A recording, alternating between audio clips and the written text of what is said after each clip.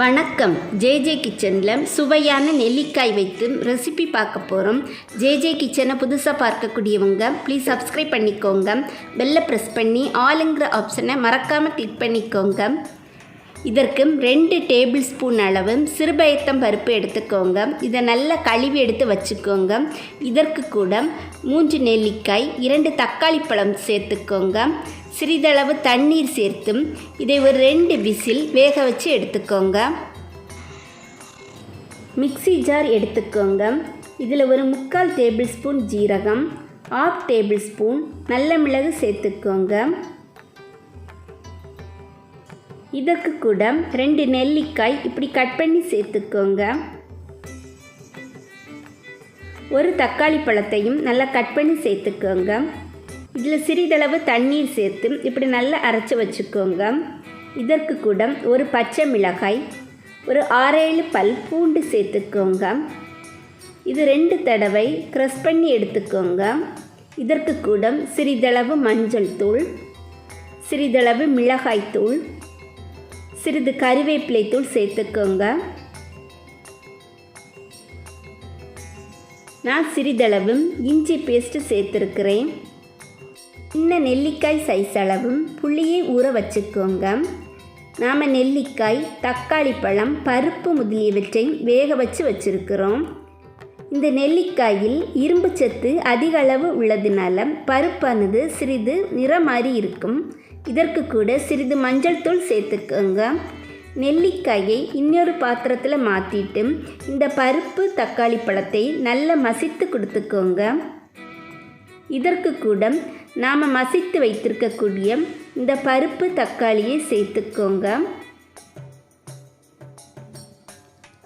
நாம் அரைத்து வைத்திருக்கக்கூடிய இந்த மசாலாவையும் சேர்த்துக்கோங்க. இதற்கு கூட நாம் ஊற வைத்திருக்கக்கூடிய இந்த புளி கரைசல் சேர்த்துக்கோங்க. தேவையான அளவு தண்ணீர் சேர்த்துக்கோங்க. உப்பு பார்த்து சேர்த்துக்கோங்க.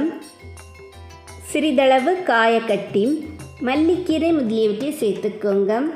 நெல்லிக்காயில் உடலுக்கு தேவையான ஊட்டச்சத்துக்கள் நிறைந்துள்ளது. சி ஆனதும் ஆரஞ்சு பழத்தை விட இதில் அதிக அளவு உள்ளது.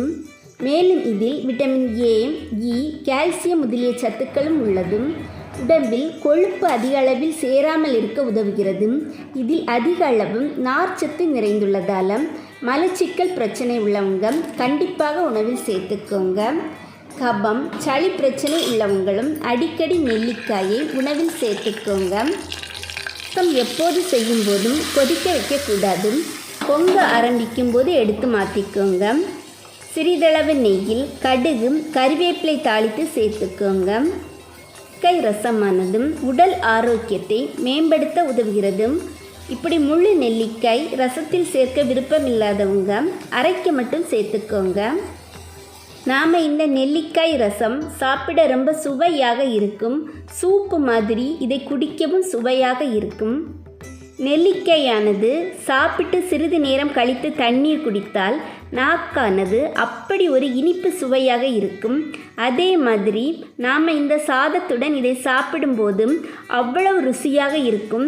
தண்ணீர் குடிக்கும் போதெல்லாம் நமது வாயானது அப்படி ஒரு சுவையாக இருக்கும். கண்டிப்பாக இந்த நெல்லிக்காய் ரசத்தை கண்டிப்பாக ட்ரை பண்ணி பாருங்கள். உங்களுக்கு பிடிச்சிருந்தா அப்படியே லைக் பண்ணி உங்கள் ஃப்ரெண்ட்ஸ்களுக்கும் ஷேர் பண்ணிக்கோங்க. உங்களுடைய கருத்துக்களை மறக்காமல் கமெண்ட் பாக்ஸில் குறிப்பிட்டுக்கோங்க. புதிதாக பார்க்கக்கூடியவங்க உடனே சப்ஸ்கிரைப் பண்ணிக்கோங்க. நமது சேனலில் நிறைய ஷார்ட்ஸும் போட்டிருக்கிறோம். கண்டிப்பாக அதையும் பார்த்துக்கோங்க.